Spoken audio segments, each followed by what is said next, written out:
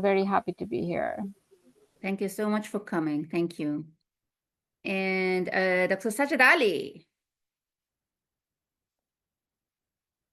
Hello, Assalamu alaikum, and hello everyone. I am Sajid. I'm the KIX country coordinator for Pakistan. I'm also a professor at Khan University Institute for Educational Development. Happy to be here.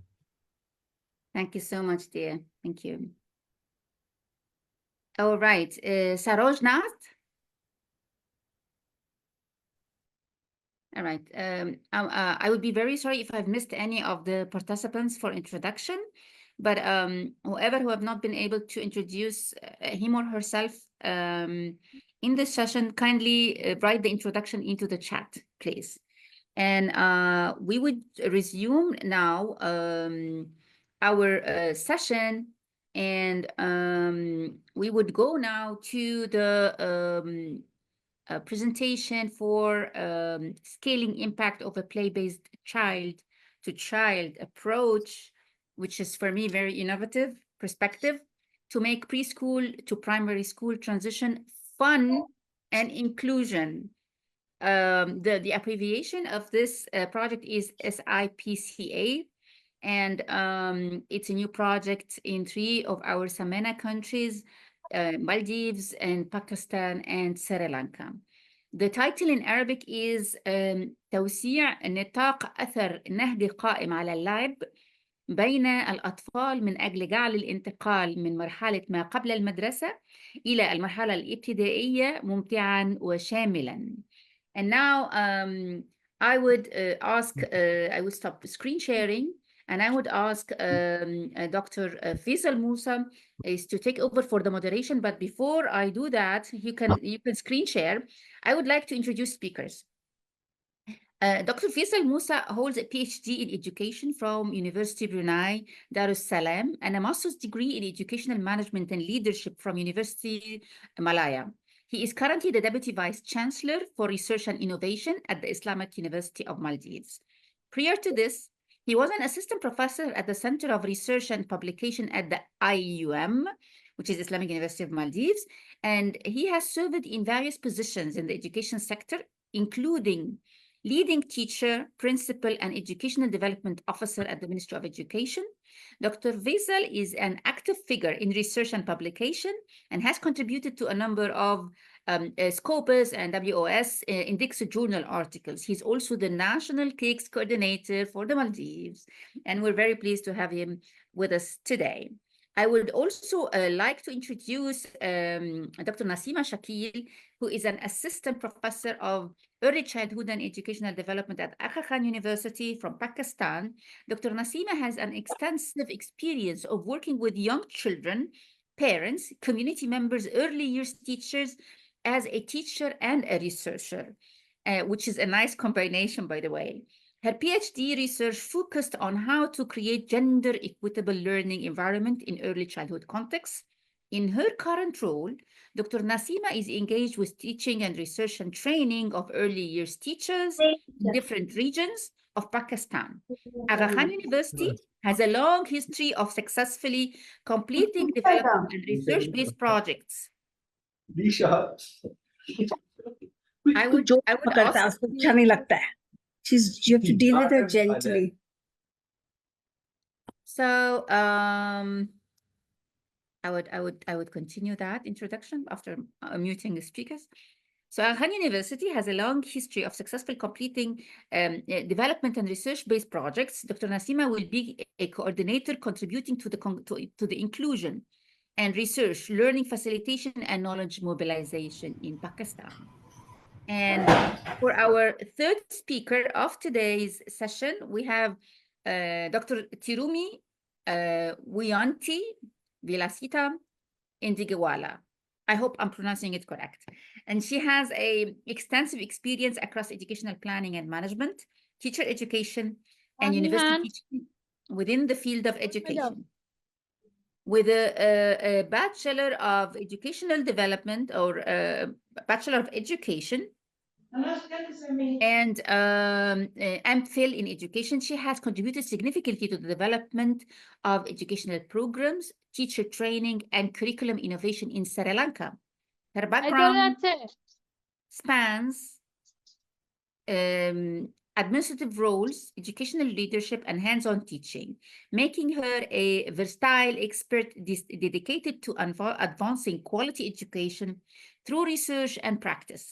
Tiromi has made contributions to national education initiatives and collaborated on international research projects that promote innovation, equitable approaches to learning. Currently, she's an active member of the KIX research team who working to advance early learning outcomes through play-based methodologies across South Asia. And this is really beautiful contribution from the three speakers. I would give the floor now to Dr. Visal Musa to moderate the presentations. Thank you, Rasha.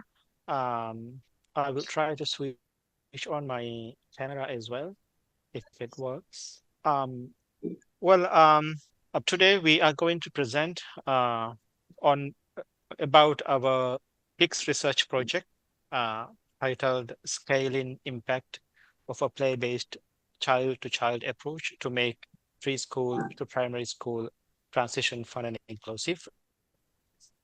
I will try to give an overview of the project, and I will try to do my part in a maximum of 15 minutes. And after my presentation, a member from each of the consortium countries, namely from Sri Lanka, University of Colombo, Ms. Chiromi, will do the presentation for 10 minutes. And then from Pakistan University, Dr. Nasima will do a presentation from their perspective for another 10 minutes. And after that, I will give the floor back to Dr. Rasha. Well, first of all, let me tell you what SIPCA is about, what SIPCA means. SIPCA is the acronyms. S is taken from scaling, I from impact, and P from play-based, C from child to child, and A from approach. And then we leave the rest because the title is too long. So a project in short is called SIPCA. SIPCA is executed by a consortium of 3 countries, whereby the Islamic University of Maldives is the lead institute. And with us, we have University of Colombo from Sri Lanka and Arkan University from Pakistan. Well, a bit about child-to-child approach is defined by Gibbs. It is an education model about how children build knowledge as they relate to one another. I believe I have a more practical description of what this is about in a later slide. So perhaps I would go into much detail of what this approach is about when I come to that particular slide. Well, these are some of the benefits of the child-to-child approach. The basic model is children helping children, the older children helping younger children. So experiences and research from other contexts have proven that this particular model has certain benefits, and these are some of the many benefits that I have listed here in this particular slide. It's known to benefit from peer-driven learning when children learn effectively from their peers, which leads to improved learning outcomes. And it also helps the development of empathy and social skills when children interact with one another, with one another, and with children who have diverse skills. It helps. The model helps both the younger children as well as the older children develop the socio-emotional skills. It also helps develop leadership in the older children as well as younger children. And it also promotes relationships and support environment within the classroom environment. We have the basic problem we are addressing in this project is the school transition from preschool to primary. which we found is a common issue among the 3 countries in the consortium. And the specific objectives we target are 3. One is that we want to generate contextually relevant knowledge and evidence on scaling impact of the play-based child-to-child model that we are researching under this particular project. And secondly, we want to mobilize the knowledge and evidence that we generate to enhance transition from preschool to primary school. And then finally, we would help develop capacity of the early childhood teachers so that in order to enhance school readiness and smooth transition from preschool to primary school. Well, as the name suggests, we have a combination of 2 basic approaches actually. While the basic model is the child-to-child model, where the older children would assist the younger children in developing namely 3 specific skill areas. One is literacy, the other is numeracy, and the last one is the socio-emotional skills. While we do that, we also incorporate or integrate what we called the play-based approach. So it's a combination of the child-to-child model with play-based learning approach. So that's what we want to investigate and research under this particular model. And through that, we would like to achieve these specific 3 objectives over a period of 30 months. We have a technical consultant who will work with us throughout the project. The particular consultant is based in UK and who have worked in a number of child-to-child projects. And of course, the consultant itself is called Child-to-Child UK. This is the overall project activities. In the first phase right now, we are in the designing phase of the project. So right now we are planning for the baseline study, developing the tools which we will need for the baseline. We are also planning You gotta for the go. training with Huh? C2C. Pusate. You gotta sit. So at this time, we are working with the stakeholders in selecting, the specific schools in which we want to do have the intervention and selection of teachers from these specific schools. And during this phase, we will also have series of workshops, as I said just now, in which we will develop and validate the tools which we will use for the baseline study.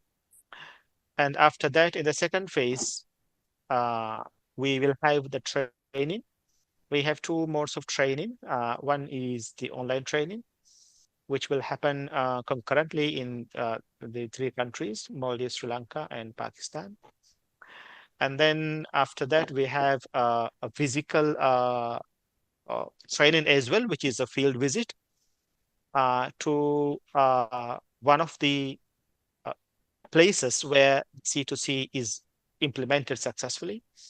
So all the research team, as well as the teachers who take from the participating schools, as well as the key stakeholders from MOEs will be joining this field visit.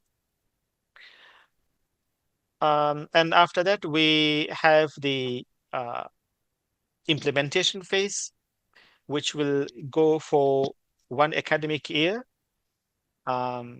So in the participating schools, the trained teachers will be implementing the model, the C2C model, and the research team as well as the assistant consultants will have continuous monitoring, evaluation, giving feedback to the teachers throughout.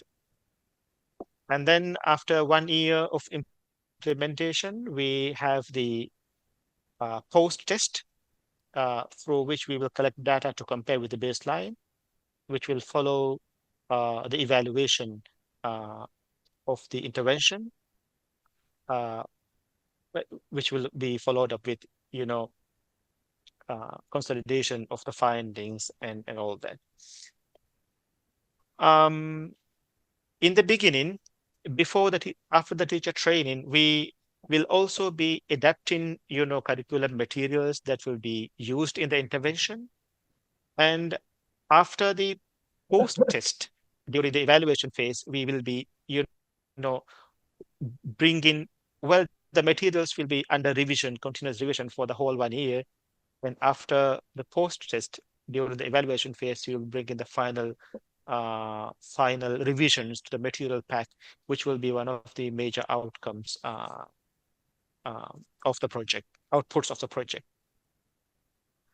During the intervention, we will have a total of around 900 children, which is approximately 300 children, preschool children, who will be the main focus of our intervention. And along with these 900 children, we will also have these 900 children will be called the young learners, who are the children from preschool, the last grade of preschool. In our context, it's called UKG, and it may be a different name in different contexts. And then along with them, we'll also have what we call the young facilitators, who are the older children, who will be from a higher grade in the primary. And it can differ from context to context. Right now, we have an idea that it can be from grades 4, 5, or 6. But it may be, it may depend on the context of the various countries that we have in the consortium. So the model is like the young facilitators will be attached with a group of young learners monitored by a teacher. The young facilitators will be trained by the teachers, and the young facilitators will work with the young learners in, addressing the 3 aspects that I mentioned before. That's the literacy, numeracy, and socio-emotional skills. Yeah, I think this basically how the project will be carried on. So we have, a variety of audiences. The primary audience is the primary participant group is the preschool children, but along with them we also have the young facilitators, who are the children from primary school, and we also, as one of the participant group, we also would be taking data from teachers. We will also be engaging parents in this, because parent acceptance of this kind of model is quite important for successful implementation of it. Well, this is the overall timeline of the the big events. We have had the kickoff event in October, and right now we are in the planning stage in which we engage in stakeholders in designing the overall research and fitting it to the context of each of our countries. And then in January next year, we would have the online training, and in February next year, we will have the field visit. Then from April, we hope to begin the classroom implementation. But this may vary from country to country depending on the academic year of that specific country. But the overall the design is that we have 1 year implementation. And then if we start in April, we will be finishing it in March 2026. And then in around June, we will have the impact evaluation phase, the post-test phase. And then by November 2026, we will have the final activities of the project, and we will close the project in December 2026. Well, these are some of the pictures from the kickoff event, which was conducted concurrently in the 3 countries.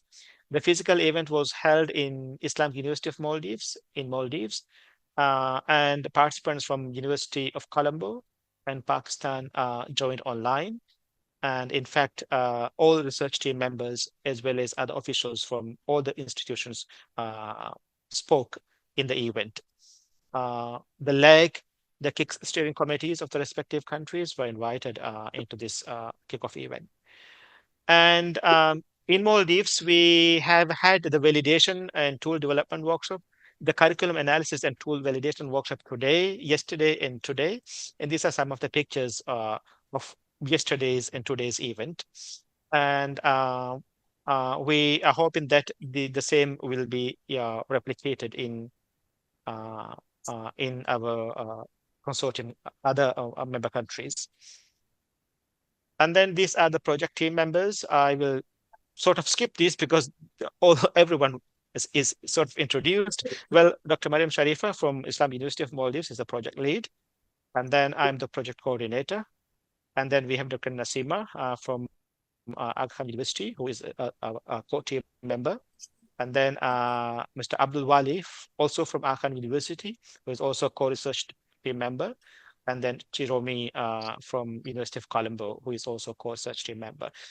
We have the 5 people in the co-research team. However, we will have other experts joining our team in each of the respective countries who will be assisting us throughout the project. And I think that's enough for an overall from me. And now I would invite Chiromi from Sri Lanka to do her presentation. And I would remind that you have about 10 minutes to present. Chiromi? Professor, then I will share the screen. This slide.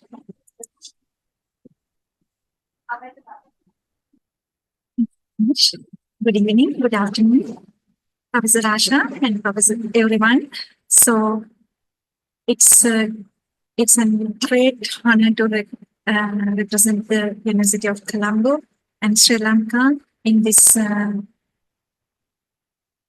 cafe meeting. Today, I'm pleased to share the Sri Lanka's research project implementation, scaling impacts, impact of play-based child-to-child approach to make preschool to primary school transition fun and inclusive. SIPCA, as Professor Musa mentioned, this project aims to enhance the school readiness in support early childhood learning outcomes in Sri Lanka by implementing a play-based, peer-led child-to-child approach. Our consortium, consisting of the University of Colombo, the IUM, Aga Khan University, brings together unique perspectives from each country. Funded by the Global Partnership for Education, Knowledge and Innovation Exchange, KIX, the IDRC, we are dedicated to addressing critical gaps in early childhood care and education in all 3 countries. If I come to the research members of Sri Lanka, I and curriculum specialist, Dr. Kapila Bandara, the Dean of the Faculty of Education, and the early childhood specialist, Dr. Chivani Hera, the head of the Department of Social Science Education. We are together here. The project aims to support Sri Lanka's national goals by fostering inclusive quality education that reaches all children, specifically the marginalized, vulnerable students. Early childhood care and education, ECE, is a foundational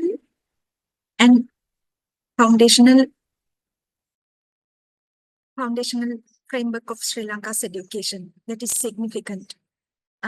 Yet here we can see the significant gaps remaining in the implementation process, particularly between early childhood and primary education, primary curricula, primary implementation. So we can see the significant gaps between the early childhood education and the pre-primary education.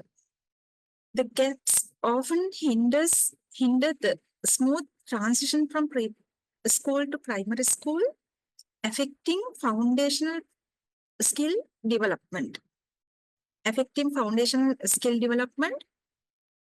Through SIPCA, we aim to address these issues with structured play-based peer-led activities that help children transition with confidence. So we can see the recommendations of National Education Commission in Sri Lanka. If I come to the last 10 years, the slide shows the NEC recommendations and implementation gaps in ECC in Sri Lanka. And also that shows the issues that identified the National Education Commission. Here in this side, we can see the curriculum misalignment, gender and inclusion challenges, need for gender inclusive learning, implementation gap. These are the research findings over 2 decades. The National Education Commission they have recommendations provided by the NEC Sri Lanka to implement the play-based learning activities to pre-primary education immediately. So we are in the process, but the gap is in the implementation process. The identified issues here, we can see there are a number of issues we can see. I have highlighted those that directly relate with our project outcomes, that we identified specific issues that can be addressed by the project. So if I come to the methodology and approach, in our context, the mixed method, our approach combines both quantitative methods, surveys, baseline, as Professor Musa mentioned, qualitative and quantitative both mixed methods. So survey, baseline, and endline test for impact assessment, as well as interviews and classroom observations. We have selected 325 children, not selected, but we have identified 325 children from schools in the Western Province of Sri Lanka to ensure the representative sample that includes diverse gender, geographic, and socio-economic backgrounds to ensure all the vulnerable groups. This Western Province consists of three districts: Colombo, Kalutara, and Gampaha. So we have, as you can see in the slide here, the total number of students and teachers, as mentioned, we have selected 325 students here from Western Province. We are focusing vulnerable groups, including children from low-income families, children in urban slums and informal settlements, and also children from rural and remote areas, girls facing gender-based challenges, children with physical disabilities, and also children from ethnic religious minorities, children from migrant workers, and also children from single parent or female headed households. We have identified those vulnerable groups by conducting a focus group discussion with Department of Education, Western Province, the field officers and some officials participated for that last in September. Then discussion were held at the University of Colombo. So we have identified these are the vulnerable groups in our ECC education system. So financial barriers and also the cultural barriers are called cultural, socio-economical, all the barriers I think we will be able to cover. So project, I hope the project is an opportunity to set a new standard in our education culture, expected outcome and impact. If I talk about the expected outcome and the impacts of the our research project, the C2C has proved the significant positive impact and benefits to the children. In the blue color cage, I have mentioned the as our project leader mentioned, promotes peer learning, foster supportive learning environment, reinforces learning for the teaching child, support inclusivity. These are the some highlights from C2C outcomes and impacts, proven impacts. So we expect to cover in Sri Lankan context for our students, improved readiness for primary school, enhanced social skill, cognitive development for teachers, new pedagogical policy, evidence, informed policies and students about across learning the and dealing region. with the real. If I come to the project timeline, we are in the phase 1 now, initial stage.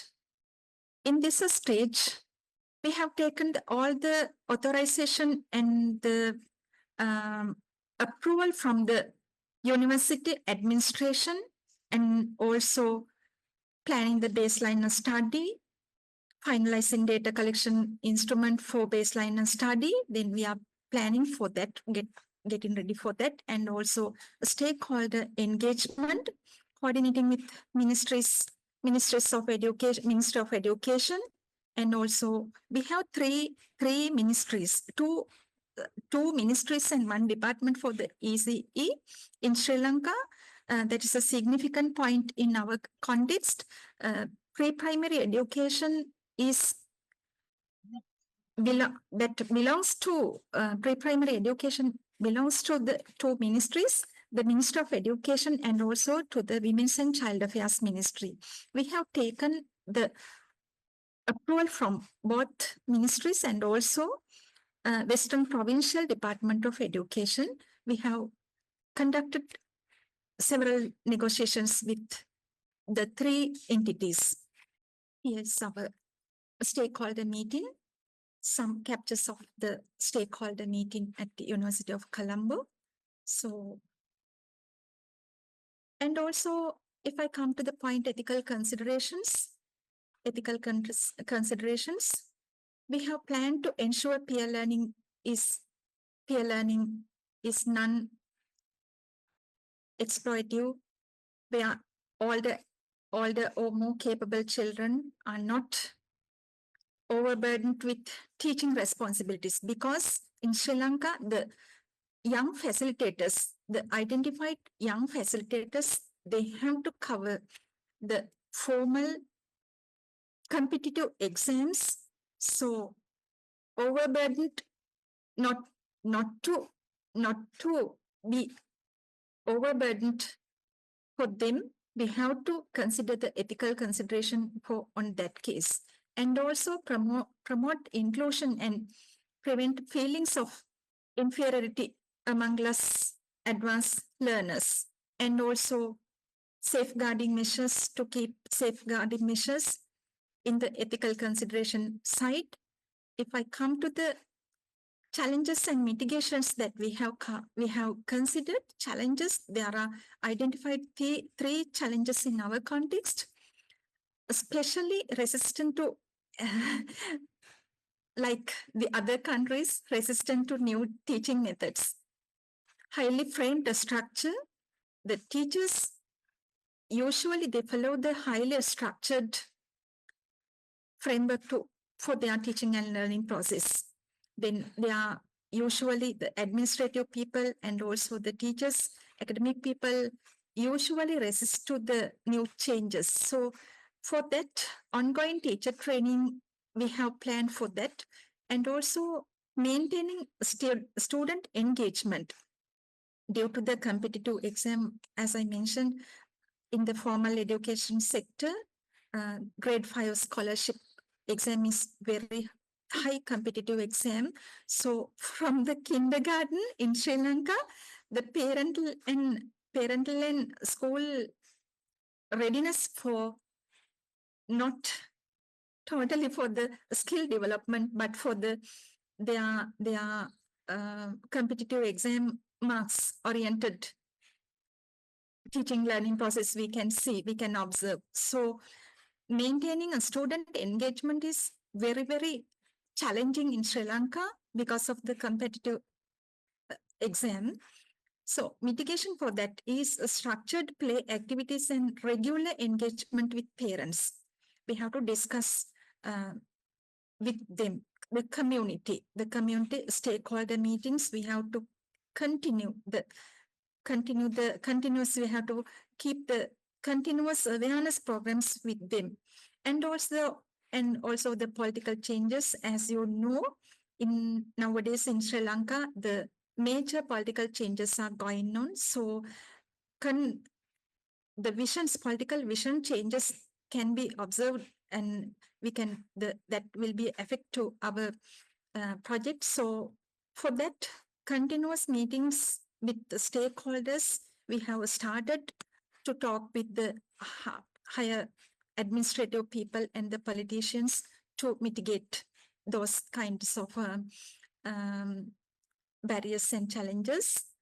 If I come to the conclusion, our vision to create a sustainable, inclusive, and impactful model for early childhood education in Sri Lanka, our next step is begin the baseline study, data collection study, launch teacher training with our consortium, and implement the C2C model in target schools. Thank you very much for everyone. Dr. Visal, I will over the mic to you to moderate. Or Dr. Nasima. Well, thank you, Shiromi, for the detailed presentation and explanation of what is happening in Sri Lanka, as well as, highlighting some of the other aspects of the project. And now I would hand over the floor to Dr. Nasima from AKU. And may I remind you of the time again. Please keep it within 10 minutes. And Dr. Nasima, you may proceed. Thank you very much, Dr. Visal, for inviting me for this talk and for reminding me about the time. So thank you everyone for attending this seminar and being here and listening to our presentation and our project. So good afternoon and good morning, and a very warm welcome to the presentation. So I am Dr. Nasima, as my colleague introduced me. So I have with me my colleague Abdul Wali from Khan University Institute for Educational Development, who is also present in the presentation. So to start the SIPCA project in Pakistan, I want to give you a brief background of the existing situation of basic learning in Pakistan. So that's to start with. It's not a very positive news. So there is a very recent policy brief came out called Foundational Literacy Policy Brief. It recently came out in October or early October or late September. So according to this policy brief, children in Pakistan are learning very little. And only 78% children were not able to read a simple sentence with understanding at the age of 10. So this is a very blurred situation. And then this report also mentions that there are significant disparities in learning levels. And there is a disparity between girls and boys. disparity between children with disabilities and children from rural areas and specific provinces discussed in the report, that is particularly Balochistan, Sindh, KPK. So this is quite not a very happy situation of basic learning in Pakistan. And the reasons which this report identifies include the inadequate number of teachers in primary schools. So in KPK and Sindh, more than half of the public schools are actually running by the single or two teachers or one teacher teaching all the 6 grades, including early childhood education, which is called Kachi in Pakistan. And then the second major reason for this low quality of learning is inadequate teacher training and support for these teachers. And then overloaded curriculum is another reason for this, which is identified as a packed curriculum makes it challenging for the teachers to cover content thoroughly and focus on meaningful learning experiences. And then language barriers in instruction is another challenge highlighted by the report. And then limited support for multi-grade classrooms. The factor which I identified or shared in the beginning is the single or 2 teachers teaching the entire school grades makes it very challenging for the teachers to bring in quality, because they are not trained to carry out the multi-grade teaching in the classroom. So these are the multiple reasons which are making this, bringing quality in education a very complex phenomena for the policymakers as well as educational leaders in Pakistan. So with this breakthrough, the SIPCA project, bring lots of positive energy in me and in my team, because it has quite a significant for the bridging this existing gap of quality in early learning or foundational learning. So what I believe that this project has a potential to bridge the existing gap of teacher training on play-based and inclusive early childhood pedagogies. And we believe that this project, this scaling up of child-to-child approach, child-to-child play-based approach, help us develop an alternative model for dealing with the challenge of single or 2 teacher schools by engaging young facilitators in teaching and inspiring young children. And in this way, it may enhance the foundational literacy and numeracy among both young learners as well as the young facilitators. And then, it will help improve the transition from pre-primary to primary school. And then it will definitely improve the quality of education for the later school age of children. So with this hope, we have, developed this SIPCA project in Pakistan. So if I want to give you the details of SIPCA project in Pakistan, as I mentioned, Mr. Abdul Wali is co-leading this project in Pakistan with me. And we are conducting this research project in 2 contexts. One is in Karachi, Central District in Karachi, and Lower Chitral District in Khyber Pakhtunkhwa. So Abdul Wali is sitting and working in one of our Khan University's Professional Development Center in Chitral. So he will be leading the project there, and I will be focusing on the Karachi district here.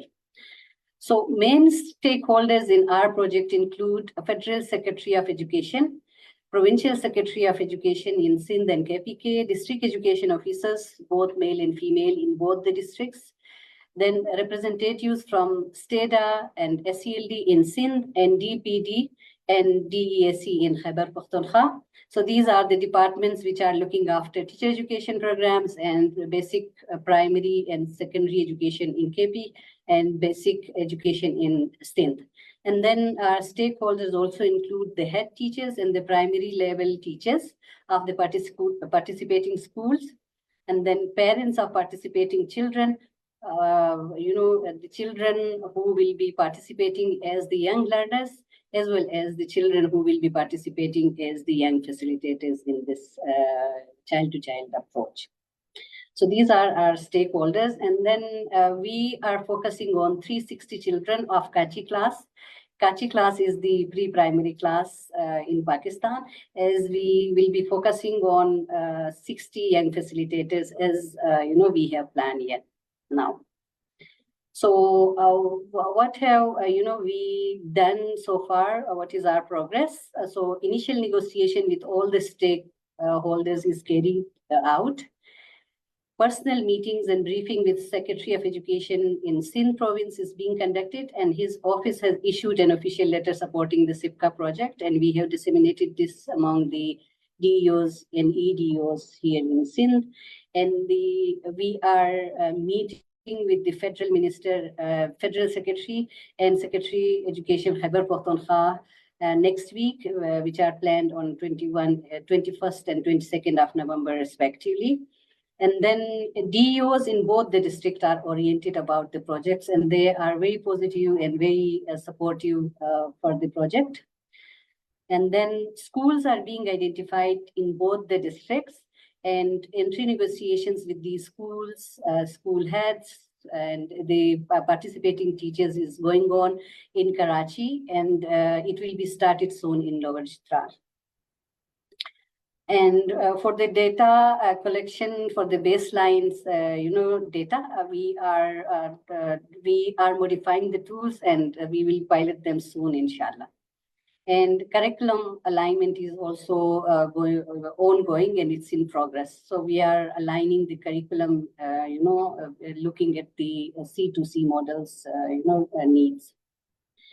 So our plan for inclusion in Pakistan is regional diversity. We have already taken 2 different provinces and 2 different, localities. One is rural and urban, and you can call it mountain and metropolitan city of Karachi, two very different contexts. And for the gender inclusiveness, we are taking both girls and boys schools, both male and female teachers, and equal number of girls and boys as the young facilitator group, as well as in the young learners group. So we'll make sure that they are equally represented. And then for the vulnerabilities group, we are also looking at the we are trying to include children with physical disabilities, religious minorities, and low socioeconomic backgrounds in both the contexts. So this was the brief, intro of the project in Pakistan. So we are very much grateful and very much appreciative of the KIX EMAP Samena Knowledge Café for inviting us for this talk. Then thank you very much, everyone, for attending this session. Thank you, GP, KIX, and IDRC for the grant and the trust on us, and then our ministries in Pakistan and EDOs in Pakistan for their permission as well as the interest. And thanks goes to my colleagues, the research team, and particularly Mr. Sange for his constant support throughout the process. Thank you, everyone. So if you will have some questions, then I'll come back to the questions. Thank you. Thank you, Dr. Nasima, for the comprehensive but concise presentation, and also for the excellent keep of time. I'm sure the audience is quite excited and may have many questions. And I'm happy that our project lead is also here, who might want to address some of the questions. But for that, I would hand over the floor back to Dr. Rasha to carry the next segment. Thank you so much, Dr. Faisal, and the wonderful presenters. What a project! I mean, it's a very optimistic project, and I believe it's fun as well to implement. And I would like now to open the floor for discussions. So if we get back to the presentation and really allow our audience to ask questions. So we would go to the open discussion slot. So Dr. Bashir, please. أهلا، صباح الخير جميعا دكتورة رشا، وشكرا على هذه العروض الجيدة والقيمة حول هذا المشروع. وكانت يعني فعلا معلومات يعني يمكن أن نخضعها إلى تعميم وإلى ممكن الاستفادة منها في كل مجالات التعليم وفي جميع الدول، ليس فقط الدول المعنية بكيكس جي بي يو. فقط بالنسبة لتعليم الأقران، هل هو يقتصر على مشاريع تنجز خارج الصف الدراسي أم داخل الصف الدراسي؟ يعني تعلم الأقران هو صحيح استراتيجية من التعلم النشط في إعداد المشاريع البيداغوجية، لكن هل هو كذلك استراتيجية بالنسبة لتعليم المواد في الفصول الدراسية؟ لا يعني فقط اعتماده خارج الفصول الدراسية. بالنسبة نعم، الثغرة الموجودة ما بين التعلم في الطفولة المبكرة والتعليم الابتدائي، للأسف هذه رؤية ما زالت موجودة، على أن التعليم يبدأ بمرحلة التعليم الابتدائي، لكن التعليم في الأساس يبدأ من مرحلة التعليم الطفولة المبكرة، من أجل الانطلاق من كفاءات القاعدية وبناء تعلمات قاعدية واستكمالها عبر مسار تعلمي يبدأ بمرحلة التعليم الابتدائي. فهذه الرؤية وهذه الفجوة للأسف ما زالت موجودة في معظم دول العالم، ونحن نقترح على أن تكون لجنة بناء البرامج والمناهج والمقررات الدراسية لجنة واحدة، يعني من الطفولة المبكرة حتى ربما للتعليم الابتدائي ثم الإعدادي ثم الثانوي. بالنسبة لنقطة أخرى، بالنسبة لتعميم المشروع، جميل جدا اعتماد المدارس النموذجية، ويمكن كذلك اعتماد ما يسمى بالأقطاب المدرسية، يعني مدرسة تطلع بالمشروع، تقود المشروع وتعممه على باقي المدارس، ومن ثم نخلق هذه التوأمة ما بين المدارس لإنجاز هذا المشروع. كذلك نقطة أخرى، نحن نعتمد ربما في الجزائر ما يسمى بأصدقاء المدرسة. أصدقاء المدرسة وهو انفتاح المدرسة على المحيط، على محيطها، ونعتمد في التأطير وفي الإشراف والتيسير النشاطات، خاصة النشاطات اللاصقية. نعتمد على ما يسمى بأصدقاء المدرسة، سواء كانوا أطفال وتلاميذ تخرجوا من هذه المدرسة وانتقلوا إلى مرحلة تعليمية أخرى، نستعين بهم فيما بعد للإشراف، لتيسير بعض النشاطات، لإنجاز بعض الأنشطة، وتكون خاصة لا صفية، لا ترتبط بالصف المدرسي. كذلك بالنسبة معايير الجودة، فقط بالنسبة، ونحن نحتفل باليوم العالمي للجودة أو أسبوع الجودة، ونحن في أسبوع الجودة الآن، وهو الاحتفال باليوم العالمي للجودة في شهر نوفمبر، وجاءت هذه الندوة في مناسبة يعني، ونحن نحتفل بجودة التعليم. فقط بالنسبة للعرض الأول، أظن كيف نخلق لا يوجد تجانس في أعمار الأطفال أو في عمر التلاميذ، يعني ابتدائي ثم طفولة مبكرة ثم في الصف الخامس. إذا بما أنه لا يوجد هذا التجانس في العمر، كيف نخلق تجانس في الأنشطة البيداغوجية؟ كيف تكون؟ كيف نختار المشاريع والأنشطة البيداغوجية حتى نحترم هذا يعني الطفل الصغير مع الطفل الكبير؟ نعم، شيء جميل جدا نعتمده كتعلم أقران، ولا نعتمد تعلم الأقران وحتى تقييم الأقران في المقابل. يوجد تعلم الأقران وتقييم الأقران. ما هي الأنشطة؟ هل هي مشاريع مشتركة؟ هل هناك قواسم مشتركة بين هؤلاء الأطفال، بين هؤلاء التلاميذ من أعمار مختلفة؟ كيف يمكن تصميم لأنشطة بيداغوجية، لمشاريع بيداغوجية، لوضعيات تعلمية، حتى نضمن هذا. إذا كان الإشراف، طفل كبير يشرف، هذا ممكن، مستساغ، لأنه مر على هذه المرحلة. أما الإشراك أو الاشتراك أو التعاون في بناء تعلمات، فهذا يطرح ربما إشكال أو تحدي آخر. نعم، سريلانكا، استمعنا من مبادرات قيمة سمعناها من سريلانكا في الاجتماع التحضيري لقمة تحويل التعليم الذي كان في باريس تحت إشراف المكتب الرئيسي لليونسكو. واستمعنا كذلك إلى تجارب وقصص ملهمة في قمة تحويل التعليم بنيويورك من الوزير، لا أدري إذا كان هو الوزير نفسه لحد الآن أو لا. فهناك مبادرات يعني قيمة جدا من سريلانكا، ونحن نعتمدها كنموذج لهذه المبادرات الحية والجيدة. شكرا جزيلا لكل المتدخلين ولكل هذه العروض القيمة فعلا حول تعلم الأقران وكذلك تقييم الأقران، وهو من استراتيجيات التعلم النشط أو البيداغوجيات النشطة. شكرا جزيلا دكتورة رشا، وشكرا لكل المتدخلين. شكرا جزيلا، شكرا جزيلا دكتور بشير. ممكن ناخد التساؤلات مرة واحدة ونخلي التعليق في النهاية. Mr. we can take all the questions and leave the comment till the end. Mr. Kamil Musawi, please. أهلا بالجميع. مرحبا بالجميع. أهلا وسهلا، أهلا وسهلا، تفضل. شكرا لكل المتدخلين.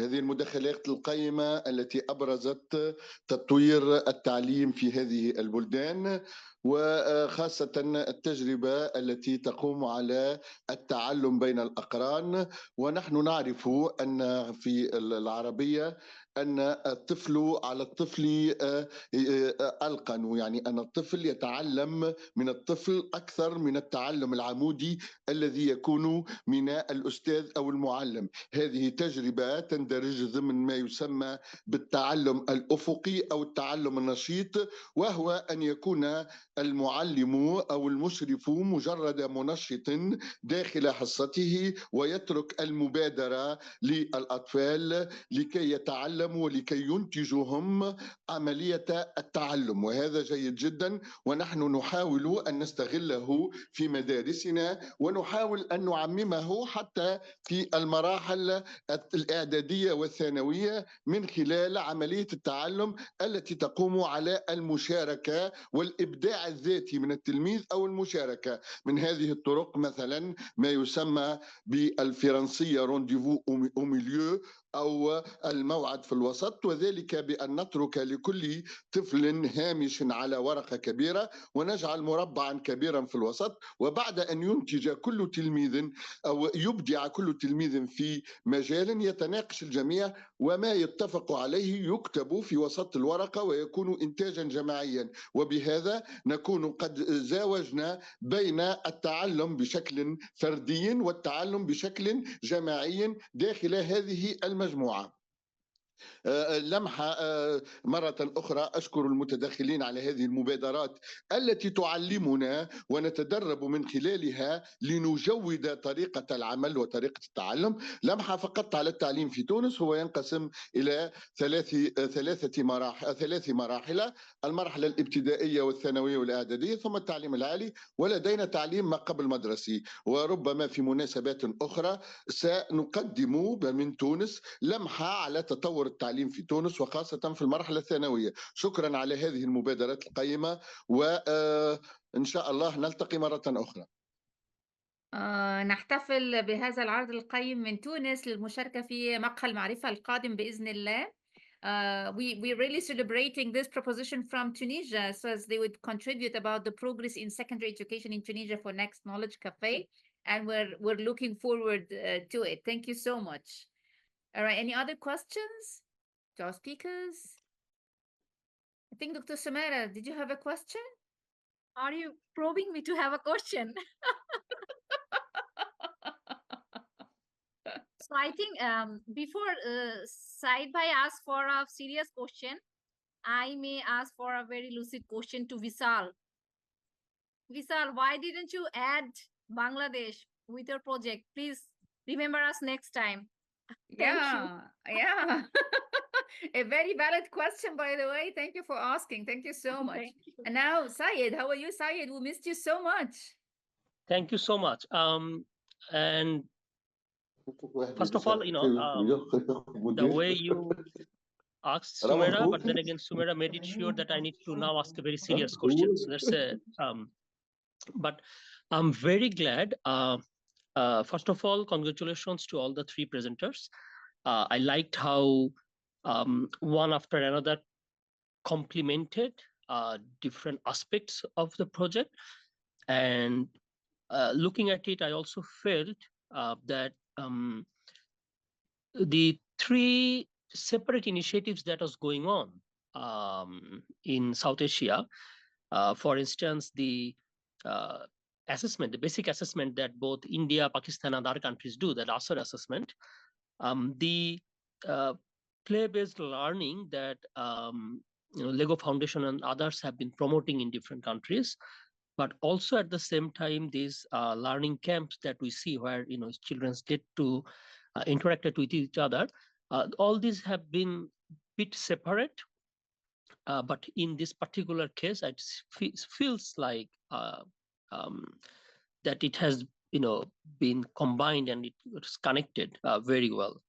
So thank you, and I'm really interested to see how the measurement of the progress will look like. My question is twofold. The first of about these measuring tools. For instance, when we were working, by the way, I'm Saeed. I work at the organization in Bangladesh called IID. So we do both work on the assessment and also on some cases in play-based learning. So in one of the particular case, when we were working with the Lego Foundation on learning through play, so one of our findings was that whether children learning or not, and whether through learning or through peer-to-peer learning, what type of play is being introduced, whether it is the play that was prescribed to them or it is the play that they also it's a common local play that they came up with, that plays a role. But more importantly, how they are being observed and what tool are being used to measure that whether the children are actually feeling interested or not. So observational tool, the assessment tool. So I really like to know that what type of tool or monitoring process is in effect, because we have seen sometimes depending on the tool, the result comes differently. That's one. The second, we have also seen within this KIX partners, probably either part of the KIX or beside the KIX, many probably have initiatives that are common or similar.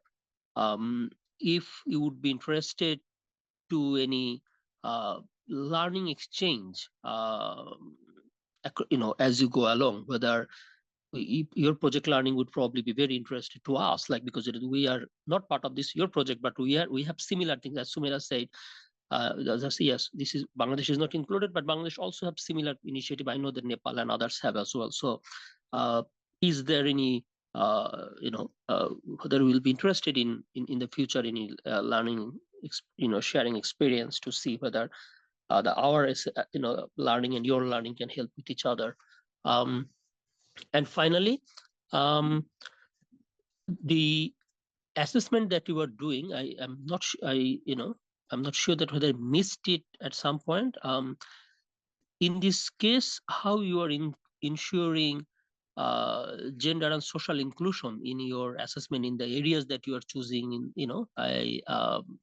Is there any specific approach that you are using that might help social inclusion? Thank you very much. Thank you so much for a comprehensive, overview of the possible inequalities that we might have around the project. And I would now give the floor to Faisal to start like directing the questions to the panels, please. Oh, thank you, Rasha, and thank you, Saeed, as well, for the very positive feedback, first of all, and also for the very challenging questions.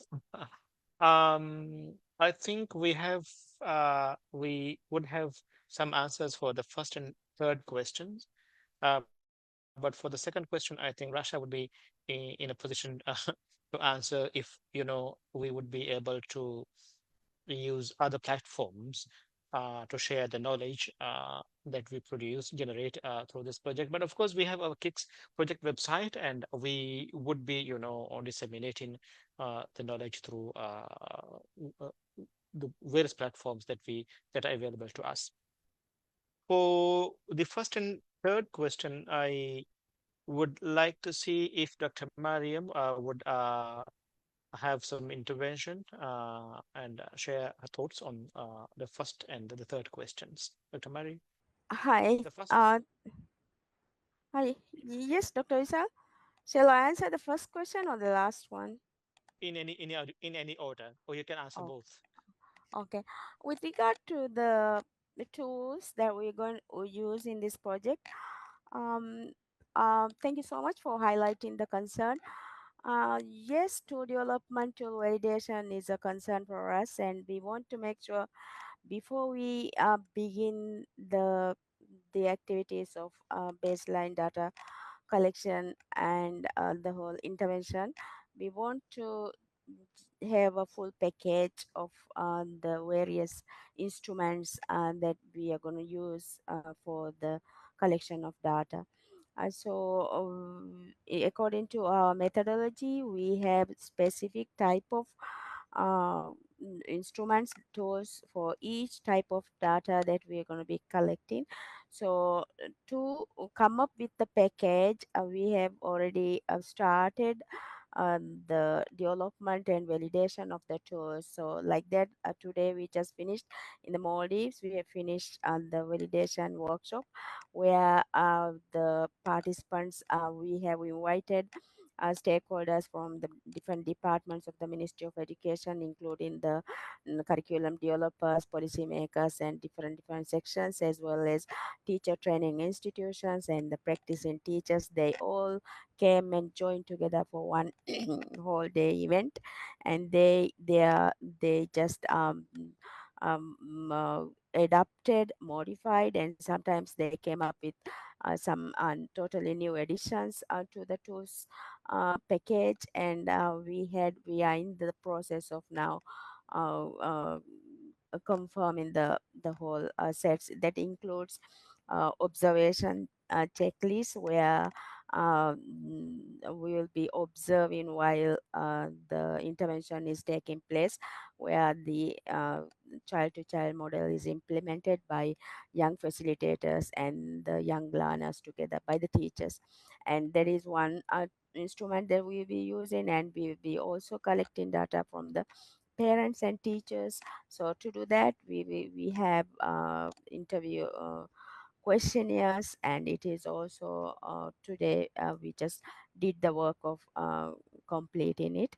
And we also had tools to assess the students' progress in terms of their numeracy, literacy, and social emotional skills.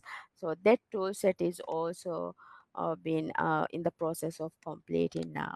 So it's a very high prioritized task that we've been working on. And yes, we look forward to complete the package before we go to the next phase, that is baseline data collection. And with regard to the last final question regarding the gender and inclusion, we have in our methodology, we have decided we want to include we want to have a good representation of all diversity in the schools education systems, where minority will be included. Students with special needs will be selected for the among the participants of the for the intervention. So that is also we also have that included within the project with the high focus. I hope it answered those two questions. If anything is there, you can add. Over to you, Dr. Visa. Thank you, Dr. Mary. I hope the answers question 1 and 3. And back to you, Rasha, for more questions. Yeah, I would like to answer the question about how can the outcomes and outputs and information and progress of KIX research be transferred continuously to national actors and all stakeholders. And of course, as KIX, we're very keen is to go for KIX research, ask them periodically or every now and then is to give us an update through one of our activities. We publish blog posts on research projects that are ongoing. We announce in the newsletters, in the KIX EMAP newsletters, the progress and the future events that are organized by KIX Research and other partners as well.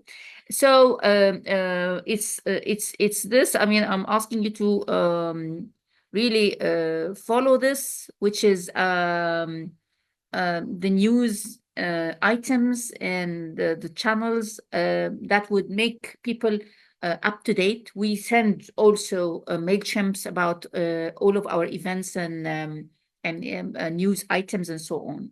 So, and the country page.